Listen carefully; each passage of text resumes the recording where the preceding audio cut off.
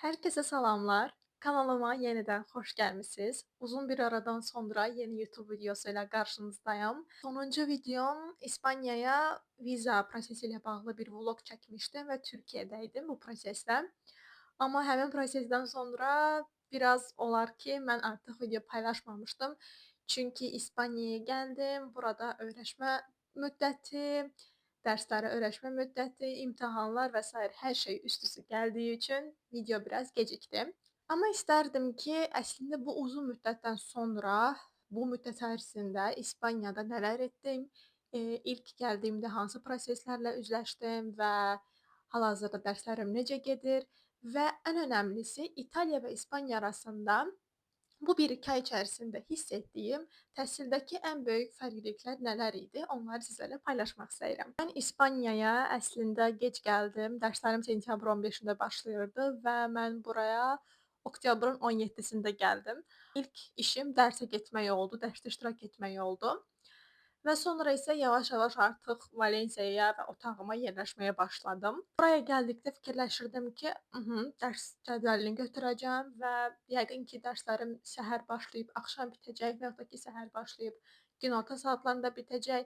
Amma dərs cədvəlini açıb baxanda gördüm ki, bütün dərslərim saat günorta 3-də başlayır və yaxud da ki, 3-dən sonra başlayır. Amma mən əslində sonradan düşündüm ki, mən günorta ismini sevən bir insan deyiləm. Çünki günorta ismini zaman günümün çox hissəsinin itdiyini hiss edirəm. Bir müddət keçəndən sonra gördüm ki, əslində günorta və yaxud da ki, səhər isminin bir, fərqi yoxdur. Ən önəmlisi özümüzə bir rejim uyğunlaşdıra bilməkdir və buraya gəldikdən sonra gördüm ki, bizdə məsələn, mən İtaliyada oxuyarkən ən çox, əslində biraz şikayətləndiyim deməyim, mənə sıxıcı gələn məqam o idi ki, sadəcə mühazirələrə gedirdim, otururdum, dərslərə qulaq asırdım və sonunda sadəcə bir final imtahanı verirdim və onunla da yekunlaşırdım. Və bəzi tələbələr üçün bu əlverişli ola bilər.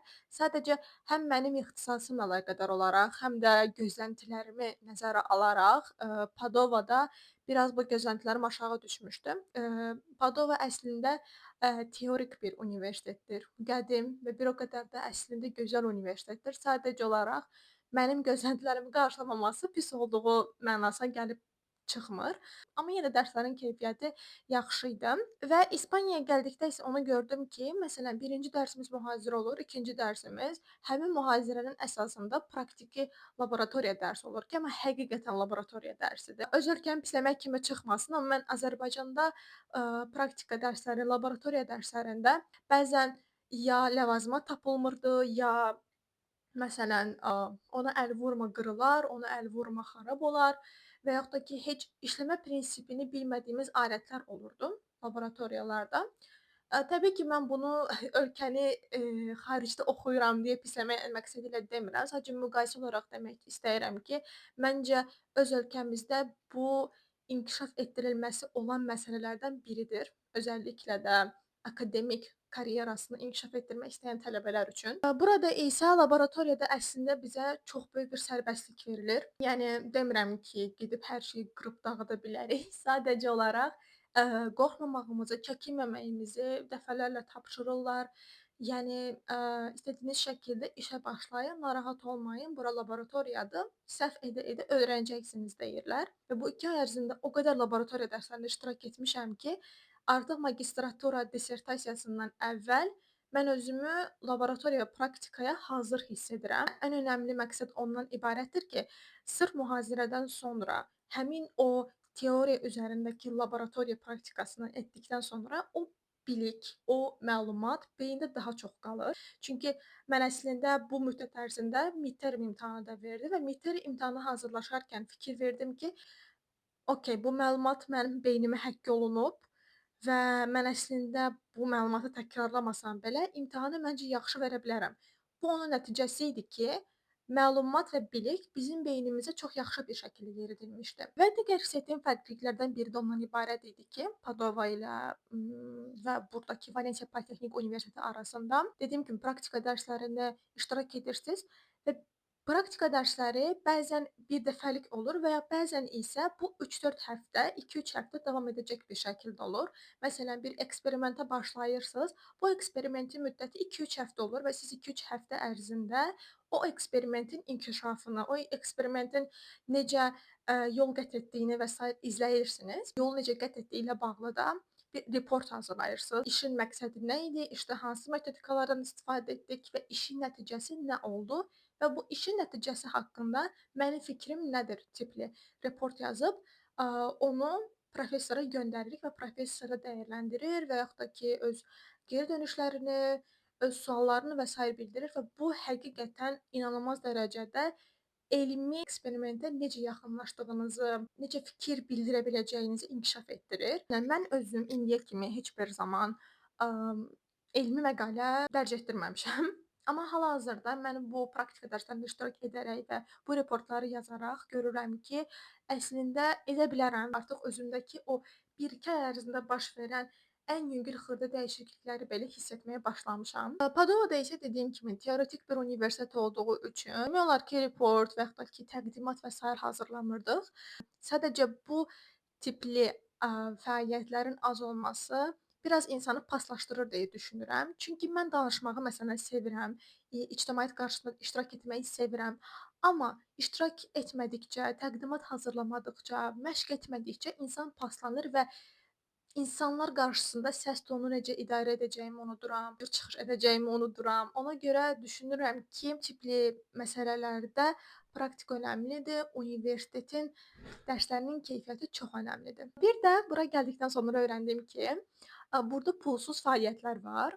Rəqslər, üzgüçülük dərsləri, tennis oyunları, voleybol oyunları, futbol oyunları, eyni zamanda pilates, fitness, hər şey var. Birinci düşündüm ki, okey, yəqin ki, aylıq bir məvacib ödəyirik və sonra gedirik həftənin bir neçə günü. Amma öyrəndim ki, istədiyiniz vaxt gedə bilərsiniz. Təbii ki, öz vaxtlarına uyğun olaraq şəkildə və pulsuzdur tələbələr üçün. Universitetin proqramı var. O proqramı telefonunuza yükləyirsiniz. Orada çünki sizin tələbə kartınız olur və tələbə kartı onlayn şəkildə verilir burada. Və tələbə kartınıza istədiyiniz qədər gedib iştirak edə bilərsiniz bütün fəaliyyətlərdə. Düzdür, hələ ki getməmişəm, amma ağlımda pilates və zumba rəqsinə getmək fikrim var. Hal-hazırda imtahan prosesində olduğum üçün onları planıma əlavə edə bilməmişəm, amma zumba rəqsi və pilatesi olduqca ciddi düşünürəm. Çünki məsələn, burada dərslərə gedərkən, məsəl üçün kampus çox böyükdür bu arada və kampusun içərisində hər şey var dediyim kimi. Bir dərsdən digərinə gedərkən, məsələn, tennis klubunun və yaxud da ki, həmin oyunların yanından keçirəm və orada olan tələbələri görürəm. Boş asudə vaxtları necə dəyərləndirdiklərini görürəm. Yəni insanların, tələbələrin hobisi var və bir insanın hobisinin olması qədər gözəl bir şey yoxdur. Çünki hobi məncə vacib bir şeydir. Sizin təkcə gün ərzində sadəcə dərs, iş düşünməyiniz məncə düzgün deyil. Hobi insana bir həyat eşqi verir, beyninizi dincəltməyə sövq edir. Ona görə də mən bunu dəyərləndirmək istəyirəm. Xüsusilə də həmin tələbələri görərkən mənə o qədər inanılmaz bir motivasiya gəlir ki, və düşünürəm ki, kaş bu sistem Azərbaycanın bir çox universitetlərində olardır və inanıram ki, bir gün də bu sistemi gətirəcəyik. Yəni hiss etdiyim fərqlər bunlar idi. Düzdür, təkcə bu Padova ilə İspaniya arasındakı fərqlər deyil, eyni zamanda öz ölkəmlə İspaniyanın Valensiya Politexnik Universiteti ilə arasındakı olan fərqlərdir. Ən xırda dəyişiklik, ən xırda fərqlilik belə əslində tələbənin həyatını, tələbənin həyat keyfiyyətini o qədər artırır ki və bunu mən görürəm burada. İmtahanlar haqqında da onu demək istəyərdim ki, burada proqram haqqında danışım. Digər ixtisasları bilmirəm təəssüf ki. Amma öz ixtisasımda mənim bir dərsimi bir professor keçmir. Onu ən azı 2-3 professor keçir və ona görə hər professorunun özünün imtahan sistemi var. Bunu midterm adlandırırıq. Noyabr ayının axırında bir midterm imtahanı verdim. Çünki həmin professorun öz hissəsi artıq bitmişdi və qərara verdik ki, semestr bitmədən imtahanı edək. İspan dilində də bu belədir. İspan dilində bizi 2 müəllim dərs keçirdi. Birinci hissəsini başqa bir müəllim keçdi, ikinci hissəsini başqa bir müəllim keçdi və hər birinin özünün ayrıca imtahanı var idi. Əslində imtahanları bu şəkildə hissə-hissə verərək məncə daha yaxşı bir şəkildə nəticə almaq mümkündür. Nəyə görə? Çünki bütün materiala eyni zamanda vaxta bir dəfəyə hazırlaşmırsınız. Hisssiz hazırlaşdığınız üçün həm bilik ağılı daha yəni yaddaşı daha qalıcı olur və məncə imtahanda insan özünü daha rahat hiss edir. Biri var ki, 10-15 mövzu ilə məsələn, 10-15 mövzu ilə imtahana hazırlaşmaq, biri var ki, sadəcə 4-5 mövzunu təkrarlayıb imtahana gedirsiniz. Yəni bu qədər sadə. Noyabr ayında verildi imtahan nəticəsini bilmirəm, amma yaxşı yazmışdım. Ümid ki, nəticəsi də yaxşı gələr, amma dil imtahan nəticələri çox yaxşı oldu. Feillərdən %100 aldım. Və digər imtahanlarından da 97 aldım. Əslində bu 100 üzərindən ölçülmür burada, 10 üzərindən ölçülür. Sadəcə 100%-ə çevirəndə o cür olur. Əslində özümlə də biraz qürur duydum, yalan deməyim. Çünki mən bura gec gəldiyim üçün ispan dili dərslərində bəzi dərslərdə iştirak etməmişdim və bəzi dərsləri qaçırmışdım. Amma ona rəğmən, əgər belə yaxşı nəticə toplaya bildimsə, demək ki, hər şey edə bilərik. Bir də bəzi müəllimlər imtahan keçirmir. Sadəcə deyir ki, mənə təqdimat hazırla və yaxud da ki, elədiyimiz eksperimentin reportunu mənə hazırla göndər. Mən onun üzərindən səni qiymətləndirəcəm. Bəzən əslində bu rahatdır, bəzən isə daha çox məsuliyyətli işdir. Çünki sizin artıq bu kağız üzərindən qiymətləndiriləcəyiniz üçün, çünki sərbəst iş kimi düşünün. İmtahan vermirsiniz, sadəcə sərbəst işi verirsiniz və müəllim ona uyğun sizin semestr balınızı çıxardacaq və əslində bu zaman insana daha çox məsuliyyət yüklənir, amma bu zaman biraz daha da rahat olur. Çünki sadəcə bir mövzu üzərində hazırlıq aparırsınız, onu ən yaxşı şəkildə hazırlayıb müəlliminizə göndərirsiniz və bu şəkildə də qiymətləndirir. Ona görə də burada hər dərsi imtahanla yekunlaşdırmırıq. Bəzi dərslər sadəcə təqdimatla yekunlaşır. Ona görə deyə bilərəm ki, məncə burada dərslər daha əyləncəli keçir. Qısacası bu video biraz Valensiya Politexnik Universitetini tərifləməklə keçdi.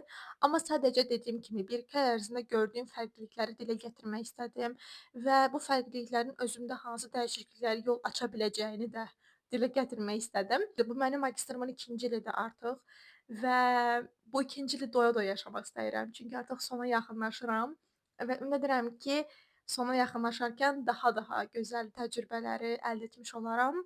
Görək nə olur. 2-ci semestrımda magistratura dissertasiya dövrüdür, yəni tezis dövrüdür və bu tezis dövrünün də yaxşı keçəcəyinə inanıram. Hal-hazırda bəzi proseslər gedir. Proses alındıqda onu da mütləq paylaşacağam. O prosesin necə həll olduğunu, həmin tezisə necə qərar verdiyimi və sair onların hamısını paylaşmağı düşünürəm. Ümid edirəm ki, həmin işlər də yaxşı gedər. Belə, yəni Valensiyaya gəldikdən sonra nələr etdim? Nə kimi müstəhisələrlə qarşılaşdım və sair ağlıma gətirə bildiyim qədər danışmaq istədim.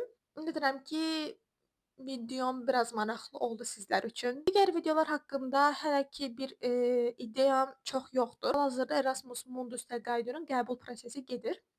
Bir neçə yəni bütün proqramlar üçün səhv etmirəmsə, o veb-saytda müraciət nə cür edilir, proqramlar necə tapılır və sair kimi məlumatları görmək istəyirsinizsə və bu tipli bir video istəyirsinizsə, aşağıda rəylərdə qeyd etməyinizi istəyərdim. Çünki mənim üçün də çox vacibdir ki, sizlərin məndən gözləntisi nələrdir və mən ona uyğun bir şəkildə bəlkə bir profil uyğunlaşdıra bilərəm. Digər videoda görüşmək üzrə. Təşəkkür edirəm. Sağ olun. Hələlik.